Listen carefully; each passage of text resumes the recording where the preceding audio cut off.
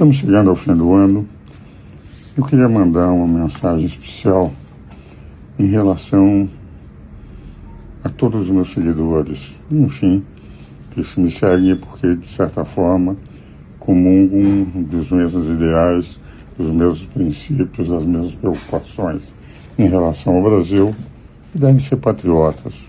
Eu, um velho de 89 anos, continuando a refletir sobre o Brasil, porque amo minha pátria. Tenho certeza que aqueles que me seguem também têm o mesmo amor pela pátria que eu tenho.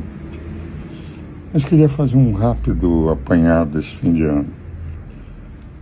Eu estou convencido, eu pessoalmente, de que dia 8 de janeiro foi uma baderna que teria que ser punida, mas não houve golpe de Estado. Reiterei repetidas vezes, por ser professor da Escola do Comando de Estado-Maior do Exército, durante 33 anos, que as Forças Armadas jamais dariam um golpe. Conhecia aqueles que estavam nas Forças Armadas, muitos deles, a grande maioria, tendo ouvido as minhas aulas. Então, para mim, foi uma baderna, não foi golpe de Estado. Por outro lado, sem conhecer os detalhes da questão, a não ser aquilo que eu li pelos jornais da prisão do Braga Neto, eu entendo que a jurisprudência suprema dizia que, com base em delação premiada, não poderia haver prisão provisória ou prisão preventiva. E ele foi baseado na delação premiada de um coronel. Também algo que, do ponto de vista jurídico, tenho minhas dúvidas, eu apresento e tenho apresentado apenas como intérprete do direito da Constituição. Também entendo que aquele plano translocado que foi descoberto no celular, matarem autoridades, 3 ou 4 militares, quando nós temos em torno de 140 generais, nós temos 14 almirantes de esquadra, 16 generais de exército, não sei quantos tenentes brigadeiros, eles nunca entrariam. Mas nunca. Tanto é verdade que não houve sequer tentativa. Porque a tentativa teria que ser dado um tiro, foi lá, conseguiu. Não houve nada disso. Houve um plano translocado de alguns oficiais, entende? E nem sei se foi um plano, porque aquilo foi colocado em celular. Então, para mim, também não houve nem violenta atentado ao Estado de Direito ou um golpe de Estado, faltou aquilo que é fundamental para a existência de um crime, que é a tentativa.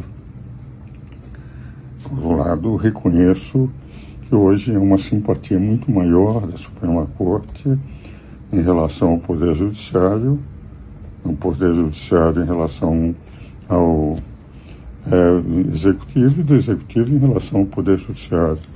Nós temos 3 poderes, é evidente uma sintonia muito maior entre o Judiciário e o Executivo, e um Congresso, embora conservador, fragmentado, muitos partidos, e o problema das emendas parlamentares, etc., de terem verbas. Essa é a razão pela qual eu sou parlamentarista. Captação, conseguir parte do orçamento para o interesse dos parlamentares não existe no sistema parlamentar. Porque como o chefe de governo sai do legislativo, aquele grupo legislativo que apoia o chefe do governo não pode deixar a fragilização orçamentária. A captura de orçamento não existe no parlamentarismo. E como existe no presidencialismo, quando há muitos partidos, cada um vota se tiver uma emenda a seu favor, isso custa um dinheiro maior para o contribuinte. É um Congresso fragmentado, um Congresso com emendas parlamentares, de um presidencialismo que não deu certo na América Latina em nenhum lugar. Todos os países tiveram golpes de Estado. Por essa razão, sempre, desde os bancos acadêmicos, defendi o parlamentarismo. Quando eu fiz política até 1965, presidi um partido que era favorável ao parlamentarismo no Brasil, que era o Partido Libertador. Então nós temos uma conjunção entre Supremo e Executivo, simpatias mútuas, um Congresso fragmentado, a economia estourando, entrando na chamada dominação fiscal, em que nem com política monetária se consegue controlar a economia, porque o aumento de juros também, a desconfiança cresce, e a falta de política fiscal, que é a característica maior do governo Lula, está descompassando, volta da inflação, descompasso cambial aí presente. Então nós estamos num fim de ano em que, depois de 2 anos do governo Lula, tivemos um aumento do endividamento, uma fragilização da política econômica, uma simpatia maior do Supremo para o Executivo, umas narrativas, porque, com todo o respeito que sempre tive, digo aqui para os ministros do Supremo, não houve tentativa, porque não houve um ato sequer que poderia ter caracterizado como tentativa. Como dizia o ministro da Defesa, do ministro Múcio, no dia 8 de janeiro não tinha um líder sequer, quem era o líder que estava liderando aquilo, não havia uma arma, não foi necessário nenhum tiro. Apesar de ter tido a informação do governo do presidente Lula, não fez nada, porque recebeu todas as informações para se proteger, e até hoje o Supremo não procurou saber a omissão, o porquê da omissão. Não foi punido ninguém pela omissão monumental que houve no dia 8 de janeiro, o que não aconteceu em São Paulo. O secretário de Justiça reforçou onde havia multidões, a polícia militar, para que não houvesse qualquer tipo de depredação. Então nós temos ainda um país rachado pelas radicalizações, pelos ódios, com participação dos 3 poderes. E o que eu gostaria nessa mensagem final de Natal, não sei se chegarei até o próximo ano, ao Natal do próximo ano, no começo do ano de 2026, com todas as minhas deficiências e problemas físicos, e que pensasse num Brasil melhor. Nós procurássemos efetivamente ver se conseguimos diminuir as radicalizações, os ódios, as narrativas, examinarmos os fatos, como dizia Roberto Campos no prefácio do meu livro Desenvolvimento Econômico. Quem não conhece os fatos não evita a fatalidade. E conhecer os fatos é ter a coragem de ver os fatos como eles são, e não as narrativas que nós gostaríamos que fosse e que não são.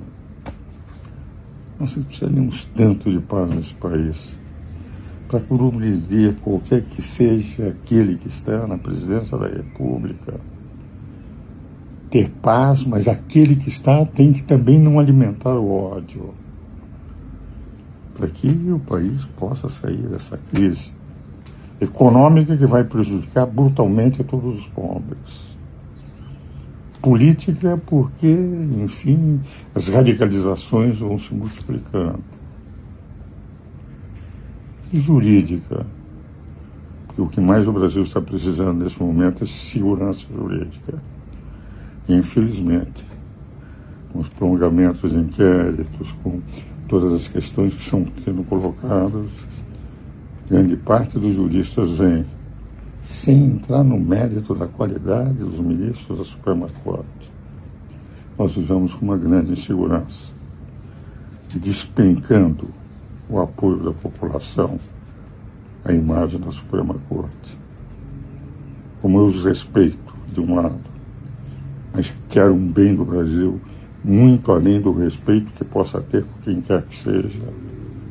É um momento de todos nós, cidadãos e governantes, detentores dos poderes nos 3 poderes, de pensar num país com mais paz, num país em que vivamos o que Cristo no Natal pretendeu, mais amor. Amor e paz se faz sem ódios e sem radicalizações. Amor e paz se faz cada um de nós pensando muito menos no que temos e no poder que temos, e muito mais numa pátria gigante, que é aquilo que todos nós desejamos para o Brasil no ano de 2025. Para todos os meus amigos seguidores, para todos aqueles que não me querem bem, para todos aqueles que detêm o poder e aqueles que são como eu, cidadãos de segunda, que são cidadãos sem força nenhuma, sem poder. Eu gostaria que todos nós pensássemos na nossa pátria com amor e paz, e pensássemos na nossa pátria, que nós somos mortais e vamos desaparecer a qualquer momento. Nós temos que criar uma pátria maiúscula para todos os nossos filhos e netos, porque, no fundo, nós vivemos para o futuro do nosso país e não para esse momento difícil por que estamos passando. Um feliz 2025 para todos os meus amigos seguidores e para todos os brasileiros.